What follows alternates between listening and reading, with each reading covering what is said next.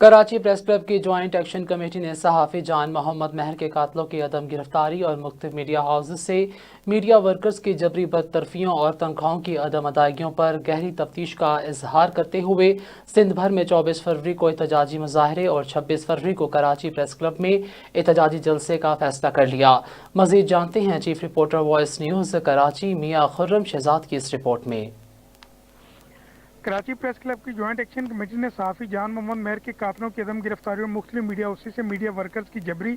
برطرفی اور تنخواہوں کی عدم ادائیگی پر گہری تشویش کا اظہار کرتے ہوئے سندھ بھر میں ہفتے کے روز احتجاجی مظاہرے اور 26 فروری کو کراچی پریس کلب میں احتجاجی جلسہ منعقد کرنے کا فیصلہ کر لیا۔ کراچی پریس کلب کی کمیٹی روم میں صدر سعید سربازی کی صدارت میں جوائنٹ ایکشن کمیٹی کا اجلاس منعقد ہوا، جس میں secretary Karachi press club Shoaib Ahmed Khan, joint secretary Karachi press club Muhammad Munsif, صدر P F U J G M Jamali, secretary general P F U J Dastoor S Khanzada, convener Jan Muhammad Mehar action committee Waheed Rajpar سمیت متعدد صحافی رہنماؤں نے شرکت کی۔ اجلاس میں شہید صحافی جان محمد مہر کے قاتلوں کی عدم گرفتاری سمیت کیس کی مجموعی صورتحال پر غور کیا گیا۔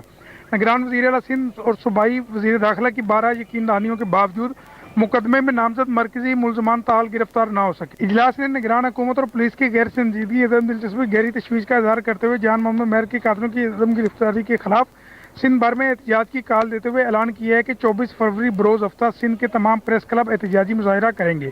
جبکہ 26 فروری بروز پیر کو کراچی پریس کلب میں ایکشن کمیٹی کے زیر اہتمام احتجاجی جلسہ منعقد کیا جائے گا، جس میں تمام صحافی تنظیموں، سول سوسائٹی، وکلاء، رہنما اور سیاسی قائدین کو شرکت کی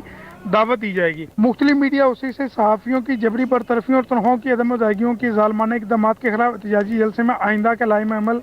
کا اعلان بھی کیا جائے گا۔ میاں خرم شہزاد، وائس نیوز، کراچی۔